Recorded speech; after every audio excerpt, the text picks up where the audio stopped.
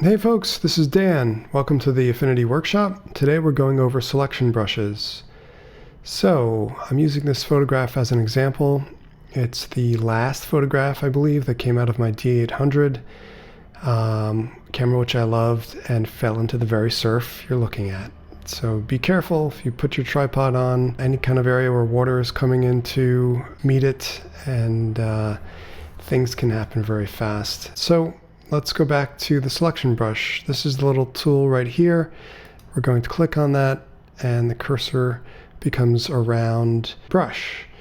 Up by the context toolbar we have two modes, add and subtract, simple enough. We have the width of the brush itself, which you can use this little slider to make larger, smaller, or incredibly large. And if you want, you can just type in a number here and it will size it that way. Snapped edges, when that is selected, the brush and the application work together to snap to the nearest very contrasty edge.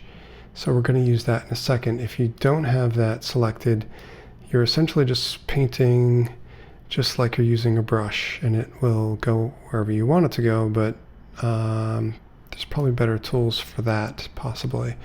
So we'll go to select and deselect that mess. And to the right of that, there's a checkbox for all layers. If you want to check that, if you have multiple layers going on in your layers panel, that will actually enable the selection for all the layers. To the right of that, we have the refine box, and we'll get into that in a moment.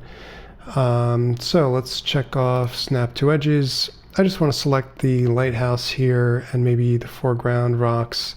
So you want to pick a brush size that fits into everything you're about to select. You don't want something too small or too large. And the reason is because the width of your brush will determine how far out the computer is going to look for contrast lines. So if you have a big brush, it may actually, for example, if we're going to try to select this house, it may go outside of this house. And the other thing you want to keep in mind is the selection brush is a velocity sensitive tool, which means that when you have snapped edges selected and you drag slowly, it's going to slowly fill out lines. But if you drag this fast, watch what happens. Now that just selected this whole area in here, actually all the way down here. Selected all the sky basically and part of the ocean here. So the faster you drag, the quicker it's going to look for something large. So that can be helpful if you are trying to quickly select the sky. But just be aware of that. Okay, we're going to go back to select, deselect. So let's just select these rocks here. So I'm going to start maybe on this end. See what kind of luck we have with this. And you're just trying to guide it, because remember, it's doing the selecting for you actually. So you're trying to guide this. Oh, we just got up to the lighthouse, and that's okay because I want that eventually anyway. Just trying to guide this in the right direction. Okay, so we have some parts over selected and some parts under selected. So I'm going to continue on with my selection at this point. I'm going to keep it on add because we're still adding. And I will go down to, that's too small, I'm going to go down to about, we'll do 85 pixels. I want to select this little guy as well. So I'm going to drag to that. And now I want to select this house and this one. And then I'm going to drag up here to the lighthouse. All right, we got that. And then make sure this house is selected here. And finally this structure here. Okay, so that all looks pretty good. All this is selected.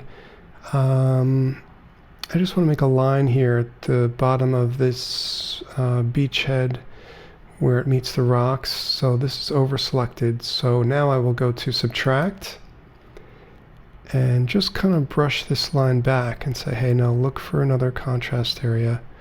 Look for something else. And going back a little bit, brushing that back, and I actually want to add this section in where these rocks are. Okay, and maybe add this. All right, so it's a pretty good selection, and when you're done, the best thing to always do is hit refine, and that will show you exactly where your selection is. So here we have our foreground selection. The rest of the background is put in a red overlay. And here's the refine selection box. If you want to change your overlay, you just go to where it says preview, click on overlay. If you want, you can go to black matte, which puts it on a black matte. You can do a white matte if you like. The other choice is black and white, which makes it essentially a mask. That's what it's going to look like if this turns into a mask. Or you can put it on a transparent background. So I'm just going to go back to the overlay. And let's skip to the bottom for a second while we're talking about masks. The output of the selection is determined by this dialog box. So if you just want it to stay a selection, you can leave it there. If you want to turn it into a mask, you can choose mask, you can choose new layer, or you can choose new layer with mask.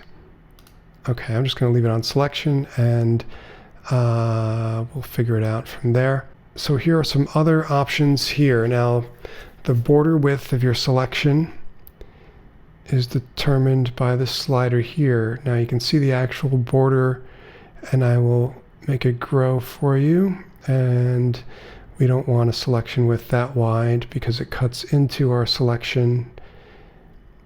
And I would rather have it kind of slim. So I'm going to bring it back to about here, about 4%, and it'll make that refined adjustment. And if you want to smooth the lines so that they're more curved instead of jagged, you can use this. It goes all the way up to 100 pixels, which would turn a corner into a rounded corner.